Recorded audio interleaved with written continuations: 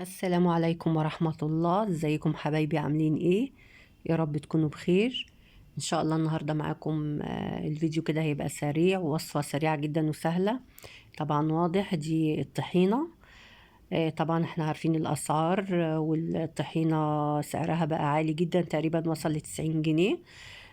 فاحنا بنحاول يعني نعمل حاجات موفرة في البيت شوية، وهي طبعا مكوناتها بسيطة جدا وسهلة كمان عمايلها قوي.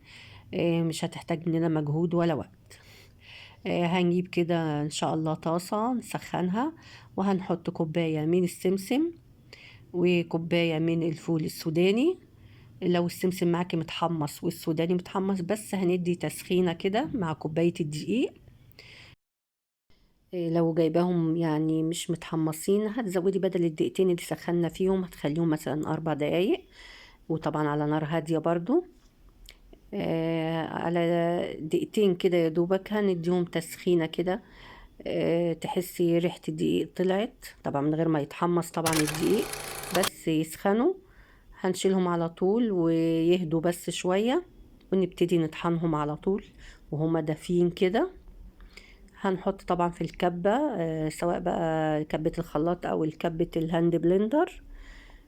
هنحط على قد الكبة كده شوية شوية ونطحن.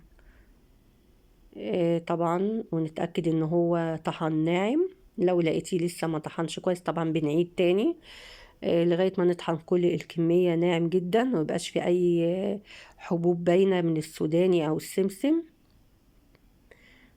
انا هنا طبعا الكبة عندي بتاعت الخلاط مش كبيرة قوي، فطبعا هنعمل على مراحل لغاية ما نطحن كل الكمية.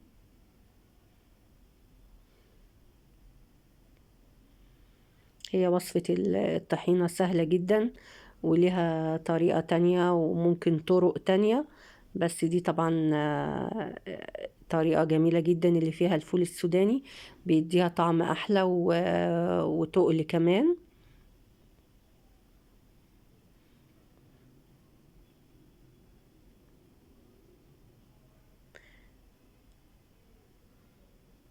نطحن كده كله تقريبا كده، طحنت كل الكمية. طبعا لو حابين الكمية تبقى اكتر، كمية الطحينة، فطبعا هتزودوا المكونات طبعا. لو متوفر عندك السمسم اكتر والسوداني اكتر، هتزودي طبعا، تبقى كوباية وكوباية وكوباية.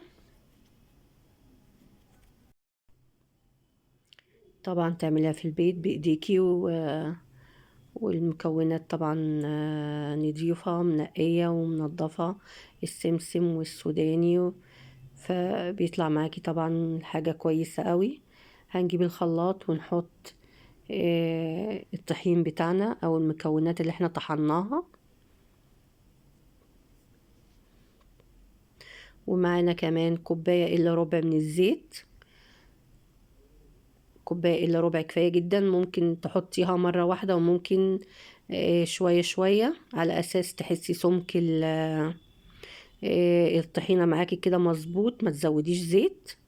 انا حطيت الكوبايه الا ربع على طول لاني عاملاها قبل كده، وعلى حسب طبعا الدقيق برضو معاكي. لو حسيتي ان هي خفيفه تحطي، ممكن تزودي معلقتين دقيق.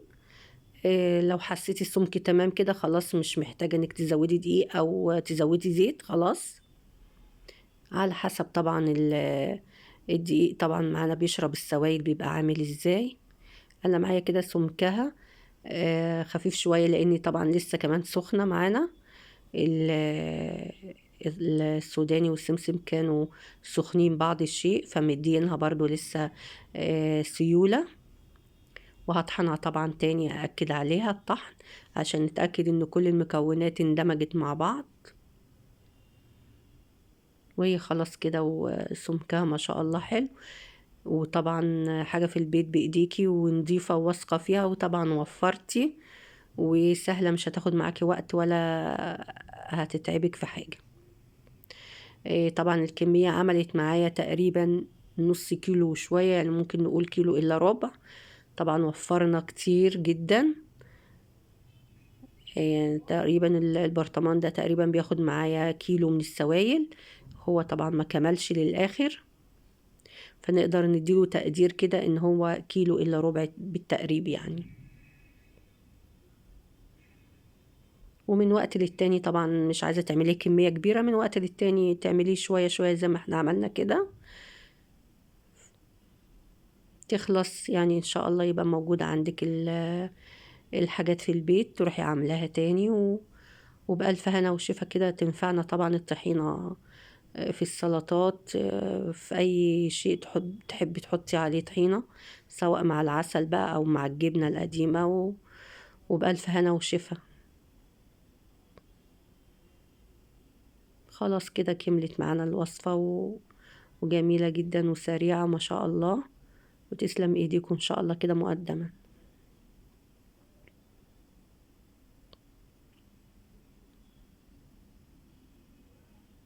كده خلاص الفيديو بتاعنا سريع وخفيف، وربنا يحسن كل حاجة كده ان شاء الله بين ايديكم.